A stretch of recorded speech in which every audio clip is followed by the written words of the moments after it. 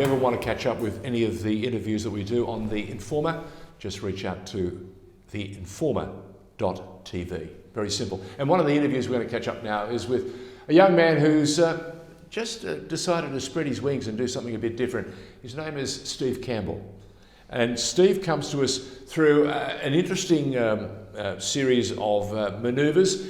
He's followed some of the interviews that we've done in the past with a young man called Hugh Barter, who I have enormous faith in. He's a young man who believes that he could be Australia's next Formula One driver. Steve Campbell, do you agree that he has the potential, he has the ability, and he has some of the smarts that you need to make yourself a competitor in the Formula One circuit? Oh, of course he does, George. I think he's very well spoken. He's got age on his side.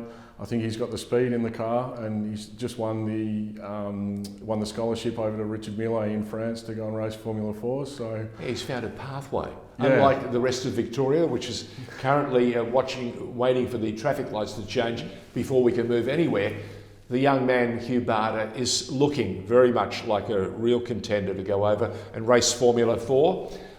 In Europe, which is exciting stuff. Now, how did you get involved and why did you get involved? Okay, so I got involved with Hugh through a convoluted chain of events where, I guess to go into detail, I'm heavily involved in the supply chain industry, and I'm currently Victorian chairman of a body called the Chartered Institute of Logistics and Transport in Australia.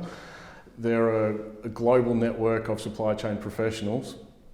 And also, I found it about 2 weeks ago, I found myself that I'd been made redundant. Got hit with the COVID stick like a lot of other people. Wow. So that was fine, I took that in my stride. And what I'd been actually working towards with my business partner since COVID hit, we found that supply chains and finance still move even in the midst of a pandemic. So what we decided to do was pool our talents, and we found that building commercial acumen, and we're very good at building relationships. We decided, instead of being so one-dimensional and only focusing on one industry, we decided that we'd tie everything together. And thankfully, blessing in disguise, that we'd started working that on COVID hit, because now I'm in the position where I'm redundant, and which is totally fine, and I've got a good base to go out and spread my wings and build my own business. We should talk about logistics because it's so key, and we can see so many businesses. One of the new strategies from a young friend of ours, Shane Delia, is a business called Providor, and it's about taking fine dining to people across Victoria during COVID and doing it in a manner where when it's delivered, it's edible and it's very much just as it would have been served for you in the restaurant. Mm-hmm. And they're doing it because they have a fantastic organisation behind them, a great logistics team, which can understand what's required and then deliver. Something that Australia Post is seriously struggling with. Talk to me about the challenges of logistics at the moment.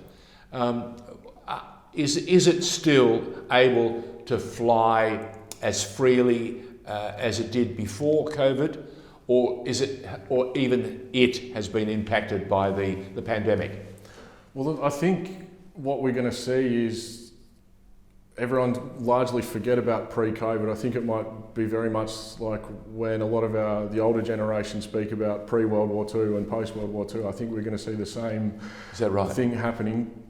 Certainly when COVID first hit, obviously the whole subject's been talked about to death, so I won't go into it in detail, but the biggest problem that the world had prior to COVID hitting was that no one knew what a supply chain was or does. We're all just walking into Woolies expecting... Take us through it. What does a supply chain do? It should be simple to understand, because without it, Woolies, Coles, Aldi and a host of other organisations, Bunnings, would not be able to deliver anything to anybody. Exactly. Amazon, same thing. The basic premises of supply chain is basically the right product in the right place at the right time in the right quantity. And yes, it's for the right customer. For the right customer, exactly. And obviously, if you take that from an A to B, very holistic approach, then yeah, it sounds simple on paper. But again, what the general public don't understand is just really the Herculean effort that supply chain practitioners went into when COVID hit. It was literally an overnight change. The company that I was working for, it took us about 48 hours to pivot from drinks to sanitizer. However, we had the existing relationships already, so we were able to leverage those relationships, and obviously contracts were lost, contracts were won, so you pick up that latent demand, but not everyone could do that. And obviously at a time when everyone was protecting their cash flow, because no one knew what the future held, then it's very hard when you're trying to protect your cash flow, but you've also got to outlay into new forms of infrastructure. And think outside the square. Exactly, and everyone's doing it at the same time as well. So you've got to A, keep up with your competition, B, ahead, and diversify within the space of a few days. What are the sorts of things that people don't readily appreciate that are an impedance to getting good logistics done?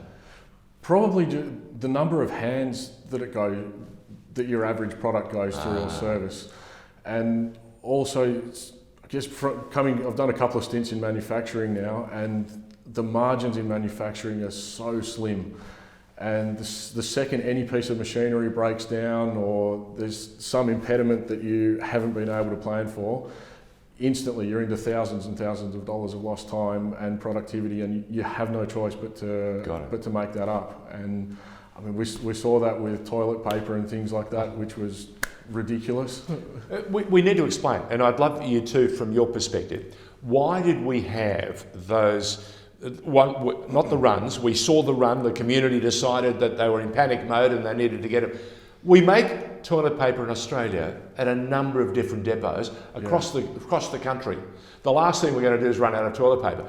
Why did we see such a problem with supply and demand? It was basically just the. Is it the way they order? Is it the way they're in their comfort zone? We can cope with any fluctuations within these parameters. Anything above that, oh Jesus, that's a problem? Yeah, it was just the sheer volume. Like you expect it. Certainly the supermarkets are very good. About the 1st of December, they tend to put through purchase orders to all of their suppliers that are about 500% of normal capacity, and you've got 12 months to plan for that. But when something like COVID hits overnight, you just don't have that planning leeway. You generally don't have the stock on hand, you don't have the packaging on hand, and then all of a sudden the entire country's busy. China was shut down, the availability of goods was not there anymore. And what are the relationships with you guys and the ports around Australia? Do you have a special relationship with those guys? Do you have a special number to ring and say, are you getting supplies? Do you have that built in or not? In my case, generally not. I don't tend to work in the shipping areas. It's more, I do that more through a supplier side. But depending on what you're ordering, there's up to 29 pairs of hands that a product can go through in the shipping process. And of course, 29 chances to get something wrong. Exactly right.